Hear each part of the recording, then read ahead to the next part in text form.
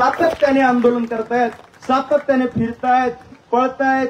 ज्या ठिकाणी जाऊन नुसतं आंदोलन नाहीये, संघटनात्मक काम आहे, प्रतिकात्मक काम आहे, त्यासोबत माणसांच्या विकासासाठी, मुलांसाठी, महिलांसाठी आणि युवकांसाठी ते करिअरचं काम करतायत, उद्योजकतेचं काम करतायत, महिला सबलीकरणाच्या कामावरती लक्ष केंद्रित केलंय.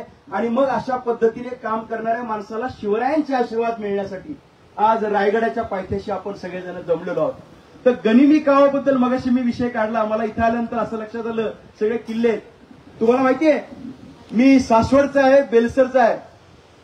बेलसरच्या तिथे फत्तेखान नावाचा मुघल सरदार आला होता आणि त्याने ठरवलं होतं की पुरंदर किल्ला ताब्यात घ्यायचा. का ताब्यात घ्यायचा बाबा? तुझा होता का? तुझा माझा नव्हता, पण मला वरतून सांगितलंय की हा ताब्यात घ्या. वरतून आदेश आले, ताब्यात घ्या, जनतेच्या विरोधात काम करा, मंदिरं तोडा, हे फोडा, शेतं पिकं जाळून टाका, महिलांवरती अत्याचार करा. तो बेलसरला थांबला होता. बेलसरला थांबलेला असताना आपल्याकडे मराठ्यांची जी सैन्य होती, फौज होती, शिवरायांच्या नेतृत्वाखाली, स्वतः शिवरायांनी त्याचं नेतृत्व केलं. सपाटीवरती बेलसर आहे आणि पुरंदर हा किल्ला डोंगरात आहे, सासवडच्या जवळ. आणि त्यावेळेस पहिल्यांदा गनिमी कावाचा अवलंब केला बेलसरमध्ये. मावळे जे होते, जे तुमच्यासारखेच मावळे, म्हणजे कोण? सर्वसामान्य माणसं. ताकद नाही, काही नाही, फक्त इच्छाशक्ती. हो, फक्त इच्छाशक्ती. कसलंच ट्रेनिंग नाही, प्रशिक्षण नाही, पैसा नाही, घोडी मोठे नाहीत, हातात शस्त्र फार दर्जेदार नाही, फक्त एकच की माझ्या शिवबासाठी मला काम करायचंय, माझ्या शिवबासाठी. आणि हा शिवबा म्हणतोय मला प्रजेसाठी काम करायचंय. बेलसरवरती फक्त काही शेकडा मावळ्यांनी हल्ला केला. तो कसा केला माहितीये? तो हल्ला असा केला, रात्रीच्या वेळी हल्ला केला. तेव्हा मुघल सरदार, मुघल सैनिक सगळेजण खाऊन पिऊन सुस्त पडले होते.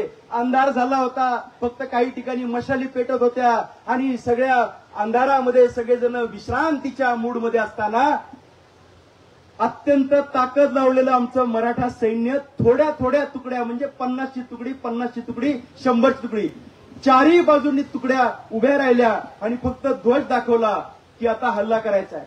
आणि मग चारही बाजूंनी आतमध्ये हल्ला करण्यात आला. एक एक त्यांची जी काही तंबू असतात त्या तंबूंवरती हल्ले केले आणि झोपलेल्या मुघल सैन्याला त्या ठिकाणी गार करण्यात आलं.